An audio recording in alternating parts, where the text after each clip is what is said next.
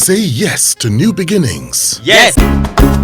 Say yes to new beginnings. Yes. Say yes to. What is a born-again Christian like you doing in politics? Politics is derived from the word policy. And so politicking is to grant you that field to be able to get involved in policy making to make for a better people, for a country. And so we have been praying, and prayer without works, just like faith without works, is dead. So getting involved and ensuring things are improved, or you adding your own quarter to it, makes all the difference. We've been praying for good leadership, and if you are not trying to get one, you be the one. So to be in there and be the light. The Bible says we are not just the light of the church, we are the light of the world. We are not the salt of the church, we are the salt of the earth. Going there, not just praying, being involved, being a part and parcel of the system, enables the fear of God to give directions, to give godly counsels that will culminate into better policies to enhance for a better life for the citizenry. That's what informed me to getting involved in politics. Interesting. Now, are there biblical proofs to back up this your response? Oh yeah, because it's not. Daniel served different dispensations in the Bible. We have antecedents. He served different presidencies, three different ones. Joseph was involved to salvaging the nation of Israel, of Egypt, and so we can't stand on the fence expecting things to happen if we don't get involved. God has given you grounds to have moral grounds, convictions, conscience, and when you find things are not, and you've been praying, it's just like when God was to deliver his people from Egypt, he needed a man. Until Moses showed up, then he had to send Moses. There must always be a voice God will use to speak, an eyes God will use to see, a hand God will use to save. And I chose for God to use me, and the peace of God that passeth all understanding permeated my system, because anything that will cost your peace is too expensive. I have peace enough to launch and venture into politics, and we're already seeing the evidence of it. So how did he end up, becoming the running mate to Alhaji Rabi Kwankwaso of the New Nigerian People's Party? Well, it's a long story. I don't know how much time you've got for me to be able to. Let me just summarize. I've been a very close associate of Dr. Rabi Musa Kwankwaso, His Excellency, my own boss, my mentor, my principal, for over 10 years. And when he got about sometimes 2 years ago, when politicking was to begin, he moved into NNPP to build that party, though as a close associate, no strings attached. But each time they were doing anything beneficial to strengthening the party, I would be called upon to pray as a bishop and as a very close associate of his. Now I got about the election proper, and there was need for a running mate. If you want, we were the last party to be able to get a running mate, because it was scouting for the right person to be his running mate. Then he called upon me and said, Bishop, would you help me look out for a running mate for me? I said, that's a big task, sir. But he said, well, I've saddled that upon you to help look for a running mate. So and it was just a few, like 10 days to the closure of the porter, INEC porter. So I called on the fathers of faith. I called on any name you can remember. But every other person have been involved in different parties already, because just 10 days to the closure of INEC porter, nobody would have been of that caliber that would have not been with a party. I mentioned a few names, he never jailed, and he asked me, what am I doing? I said, what do you want? So I said, can you come to Kano? It was on a Saturday. If I should go to Kano, to be on a Sunday after the service. So I flew down to Kano. It was it was a Salah time, big occasion, thousands, hundreds of people, the case might be. And he asked me to greet the people in Hausa or in English. Which would I prefer? I said, I would prefer to greet them in Hausa.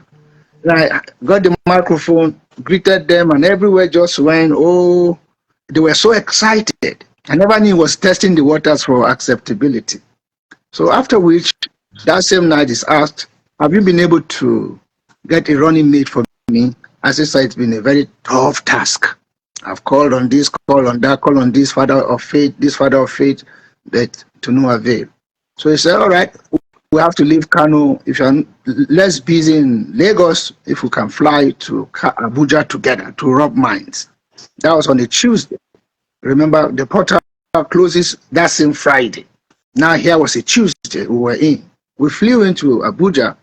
Then he now said, Bishop, where are you from? In what part of Nigeria? I said, South. He said, what South? I said, South. He said, okay. Tomorrow, come for interview. Let them interview you. So we have the panels of elders, the Buba Galadimas, and many others. So I was the 19th person to be interviewed. I sat in that hot seat. The first question was, should you be a running mate to Excellency Dr. Kwankwaso? What is your vision for Nigeria?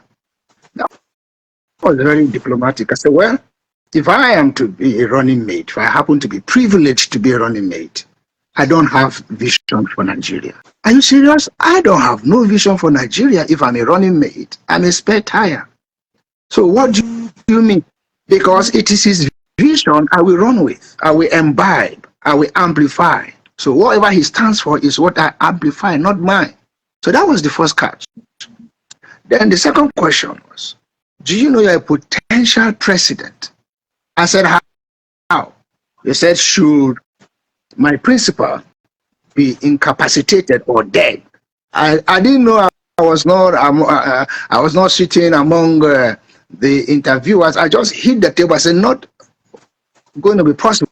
My grace covers him. I thought I was in the church. I said, it can't happen. My grace covers him. He can't be sick. He will run his tenor. He will run this and that. These were the two loyalty tests that turned things around. Most of the people failed it before any other question of power or security or finance or whatever you can ever think about. So I was not told that I would be the vice president, presidential candidate, or his running mate. They said, where is my resume? Do I have my resume? I said, well, I'm not sure I have it. I have left school since 1988, and I'm an employer. So I don't run with certificates or my resume. They said, don't you have it in the phone? I said, I employ people. So I'm not looking for a job. I have enough job at hand. So they say, no, take it more seriously. Now, wherever you are, wherever your certificates or your resume, quickly go get them ready. That was already a Wednesday. Remember, Friday will be the closure of INEX portal for acceptance of aspirants. So I didn't know where my stuffs were. When I left school, I can't put them together because I am not intending to use them for anything. Then I called on my wife, called on my sister, please help me out. This is what is happening. So my wife all the way from America would say, check this, can you check this? You know, women are very good. That was how, with my sister's help, I was able to gather myself. They said, send us the soft copy right now. So I forwarded the soft copy to Abuja, to the secretariat. That was Wednesday. That same Wednesday evening, social media started scrolling. Bishop Isaac Idahosa, running mate to His Excellency Senator Dr. Rabi Musa Kwankwaso. He never told me anything. Calls were coming in from all over. Then that was Wednesday. Then I put a call through to him. Excellency, sir, what's happening? My name is all over social media. He said I should ignore. Sometimes like that, I should just go and relax, go and sleep. I said, yes, sir. Following the Thursday, channels, AIT, Arise, my face everywhere. Then at about 2 p.m. on Thursday, he called me. Normally he calls me Bishop. This day, he now called me Excellency. I said, Excellency, congratulations. I said, about what, sir? He said, you are my running mate. Give me your wife's number so I can relate the same to her. That was how the story went, and that's how I became his running mate. So how did you feel eventually, that you were chosen to be his running mate? When he called me and told me, I had the phone in my hands. My hands were shaking, my feet were wobbling. I was feeling, how come? I didn't lobby for it. I didn't bargain for it. It just happened. So I was caught in a kind of fantasy. I was wondering, God, what is happening here? I went on my knees and the peace of God came, and I said, how do I fit into this kind of a big shoe? Now the body of Christ will have to have a voice. So I felt very humble. I felt very, very, very humbled to be chosen as a